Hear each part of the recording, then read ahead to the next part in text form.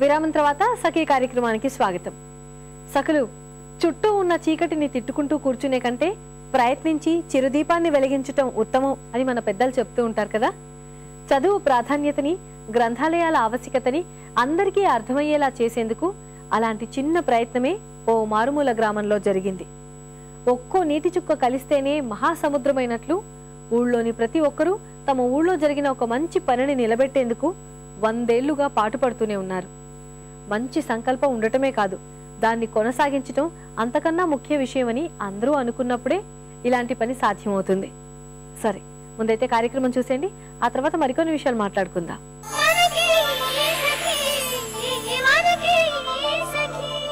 నమస్కారం. చూడండి చేయండి కార్యక్రమానికి స్వాగతం. కాగితంతో పూసలను తయారు చేసి ఆ పూసలను మాలలుగా గుచ్చి ఆ మాలలను అందంగా అలంకరించుకోవడం ఎలాగో నేర్పిస్తానంటున్నారు అనుష గారు. మరి ఆ నేర్చుకోవడం ఏంటో తెలుసుకునే ముందు అనుష గారిని మన కార్యక్రమానికి స్వాగతం పలికేద్దాం. అనుష గారు, ఈరోజు పేపర్ తో అంటే కాగితంతో పూసల్ని తయారు చేస్తానన్నారు కదా, దీనికి కావాల్సిన వస్తువులు ఏంటో చెప్తారా? చెప్తానండి. White paper, scale, pencil, permanent markers, scissors, pendants, glue, toothpick, nail enamel and thread. So Anusha గారు, ఫస్ట్ ఏం చేస్తారండి పేపర్ బిట్స్ తయారు చేయడానికి? మన పేపర్ బిట్స్ తయారు చేసుకోవడానికి ముందు పేపర్ యూజ్ చేస్తామండి. వైట్ పేపర్ తీసుకున్న తర్వాత స్కేల్ అండ్ పెన్సిల్. సో స్కేల్లో సెంటీమీటర్ వైజ్ గా ఉంటాయి. ఎవ్రీ సెంటీమీటర్ కి మార్క్ చేసుకోవాలి ఆపోజిట్ సైడ్ లో. సో స్కేల్ ని పేపర్ పైన పెట్టి ప్రతి ఒక్కొక్క సెంటీమీటర్ కి మార్క్ చేసుకున్నట్లయితే, అంటే లైన్ చేసుకోవడానికి అండి ఇది సైడ్స్ చేస్తారు. ఓకే, బీట్స్ అన్ని సేమ్ గా ఉండడానికి అన్నమాట. మనకి చిన్న బీట్స్ కావాలంటే 1 సెంటీమీటర్ పెట్టుకోవచ్చు, కొంచెం పెద్ద బీట్స్ తయారు చేసుకోవాలంటే 2 సెంటీమీటర్స్ యూస్ చేసుకోవచ్చు. ఓకే, సో దీనికి ఆపోజిట్ లో సేమ్ ఇలా మార్క్ చేసుకోవాలి. ఓకే, మార్క్ చేసుకున్న తర్వాత ఈ పాయింట్ టు ఈ పాయింట్ స్ట్రైట్ లైన్ ఒకటి తీసుకోవాలి. సో మనం సెంటీమీటర్స్ మార్క్స్ ఎక్కడ చేసుకున్నామో ప్రతి సెంటీమీటర్ నుండి ఒక 1 లైన్ ఇలా గీసుకుంటూ మొత్తం పేపర్ ఫిల్ చేసుకోవాలి. మనకి ఎన్ని బీట్స్ కావాలనుకుంటే అన్ని ఇలా సెంటీమీటర్ వైజ్ గా లైన్స్ గీసుకోవాలండి. గీసుకున్న తర్వాత ఈ కార్నర్ నుంచి ఈ కార్నర్ కి స్ట్రైట్ లైన్ అయిపోయింది కదా, దీనికి ఆపోజిట్ లైన్ లో మళ్ళీ క్రాస్ చేసుకోవాలి. మనం ఒకసారి పేపర్ కటింగ్ చేసుకుని పక్కన పెట్టేసుకుంటే బీడ్స్ ఈజీగా అయిపోతుంది.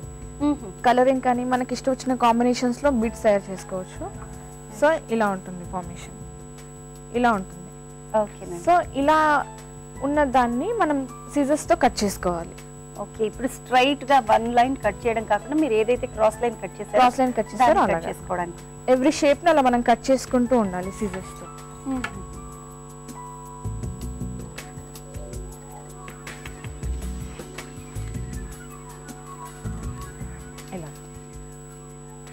పేపర్ కటింగ్స్ మొత్తం పేపర్ కట్ చేస్తే ఇలా పేపర్ కటింగ్స్ వస్తాయి. సో ఇప్పుడు మనం దీన్ని కలర్స్ ఫిల్ చేసుకోవాలి. మన ఇష్టం వచ్చిన డ్రెస్ కలర్ బట్టి, శారీ కలర్ బట్టి మనం దీన్ని మోల్డ్ చేసుకోవచ్చు. సో ప్రస్తుతానికి నేను పింక్ అండ్ గ్రీన్ వేసుకున్నాను కాబట్టి పింక్ అండ్ గ్రీన్ బీట్స్ తయారు చేస్తాను. So pink and green beats తయారు చేయడానికి మార్కర్స్ తీసుకుంటాను. పర్మనెంట్ మార్కర్స్ యూజ్ చేయాలి. సో అప్పుడు వాటర్ దాని మీద పడ్డా కానీ ఏమి ఎఫెక్ట్ ఇవ్వకుండా ఉంటుంది. సో నేను పింక్ అండ్ గ్రీన్ చూస్ చేసుకున్నాను. ఇలా బ్లాక్స్ ఫిల్ చేసుకోవాలి. ఓకే, సో అంటే కలర్ అంతా కూడా పేపర్ నిండా రాకూడదు. రావచ్చు, బట్ వేస్ట్ కనిపించదు. సో అందుకని నేను కార్నర్స్ తీసుకుంటున్నాను. మనం రోల్ చేసుకున్నప్పుడు ఒక దాని మీద ఒకటి వస్తుంది. సో మధ్యలో మనకు కలర్ డిస్ప్లే అవ్వదు, మధ్యలో కలర్స్ మనకు అసలు కనిపించవు. సో ఎందుకు ఇంక్ వేస్ట్ చేసుకోవడం, అంతే. గ్యాప్ వస్తే మళ్ళీ వైటే కనిపిస్తుంది, పేపర్ కలరే కనిపిస్తుంది, మనకు కలర్ కనిపించదు. Next side green. దీనికి మధ్యలో ఆపోజిట్ గ్యాప్ ఇంకా దానికి ఆపోజిట్ లో. సో కలర్ కాంట్రాస్ట్ కూడా తెలుస్తుంది. ఇలా ఫిల్ చేసుకో. నెక్స్ట్ ఏం చేస్తారు? ఇలా ఫిల్ చేసుకుందని టూత్ పిక్. ఇది ఇప్పుడు మెయిన్ రోల్ చేసుకోవడానికి. ఇది ఇలా స్ట్రైట్ గా ఉంది. దీన్ని వెనక్కి తిప్పి టూత్ పిక్ పెట్టి ఇలా ఫోల్డ్ చేసుకోవాలి.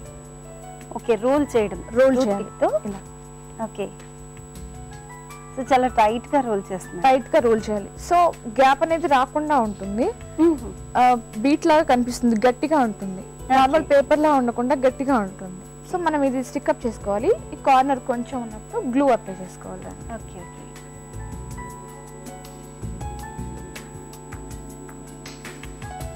గ్లూ అప్లై చేసుకొని సేమ్ అలాగే రొటేట్ చేయాలి.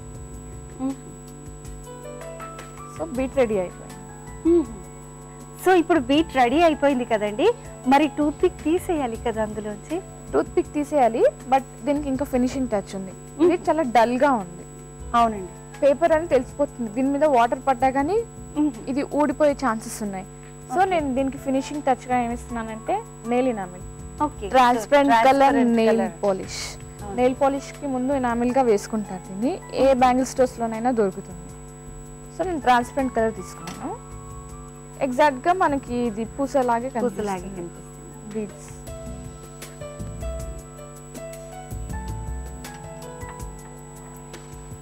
ఇలా చేసుకుని ఒక 2 seconds పక్కన పెట్టేయాలి ఆరేంత వరకు. మనం ఒక బీట్ తయారు చేసుకుని ఇంకో పేపర్ రెడీ చేసుకునే లోపు ఇది ఆరిపోతుంది. ఓకే, సో దీన్ని ఇలా గట్టిగా పట్టుకుని ట్విస్ట్ చేస్తే టూత్ పిక్ వచ్చేస్తుంది. ఓకే, సో ఇది రెడీ అయిపోయింది. సో నిజంగా చాలా క్యూట్ గా ఉందండి. 2 కలర్స్ వన్ టైం, అంటే ఒకటే పూసలో 2 కలర్స్ వచ్చేసి చాలా బాగుంది. మీ దగ్గర ఇంకా ఉన్నాయండి ఇలాంటివి? ఉన్నాయండి, ఇంట్లో చేసి తీసుకొచ్చాను. ఆల్రెడీ పూసలు ఉన్నాయి కాబట్టి ఇంకా కుచ్చేసేద్దాం. ఇలాంటి లాకెట్స్ బయట దొరుకుతాయి. సో పెండెంట్స్ ఓకే, మనం పింక్ అండ్ గ్రీన్ తీసుకున్నాం కాబట్టి మనం గ్రీన్ కలర్ లాకెట్ తీసుకుంటాం. ఓకే, గ్రీన్ కలర్ లాకెట్ లో ఇప్పుడు మనం పూసలు కుచ్చుకుందాం.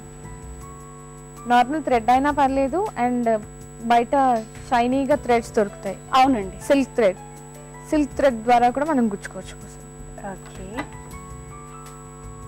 సో థ్రెడ్ ని కూడా ఒక 2 వరుసలు పెట్టేస్తే సరిపోతుందండి. గట్టిగా ఉండాలి అంటే కొంచెం 2 వరుసలు పెడితే బాగుంటుంది. మధ్యలో పెండెంట్ వేసుకోవాలి.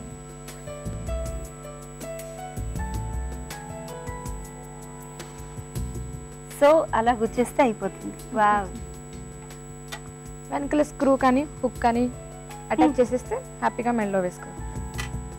ఓకే, నిజంగా చాలా క్యూట్ గా ఉందండి. అంటే ఈ పూసలు గుచ్చడం ఎంత ఇంపార్టెంట్, దాన్ని అందంగా ప్రిపేర్ చేసుకోవడం అంత ఇంపార్టెంట్. ఎందుకంటే మాలను గుచ్చాలంటే పూసలు ఉండాలంటారు, కానీ పూసలు ఎంత అందంగా ఉన్నాయి అనేది ఇక్కడ మాలను చూస్తుంటే తెలుస్తుంది. నిజంగా కలర్ కాంబినేషన్ కూడా ఎగ్జాక్ట్ గా వచ్చింది. అనుష గారు నిజంగా చాలా బాగుందండి మాల. థ్యాంక్ యూ అండి.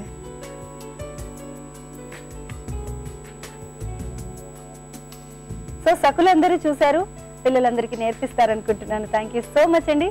థ్యాంక్ యూ అనుష గారు. Thank you.